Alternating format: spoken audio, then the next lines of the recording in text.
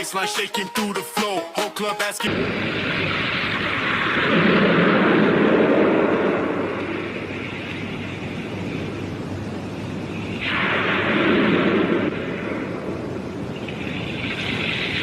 උලංගියා නේද?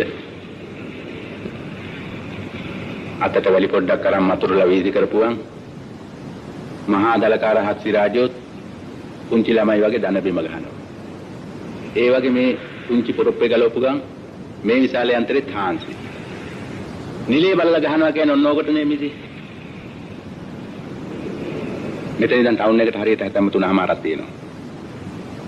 ඒ අතරතුරේ උලං ගහන්න තැනක් නැහැ. මිසි පයින් යන්න. යනකොට උලං වදී. ගිහිල්ලා මතක ඇතුව මහත්තයට කියන්න මම මතක් කළා. ගෝරි මුදලාලි කියන්නේ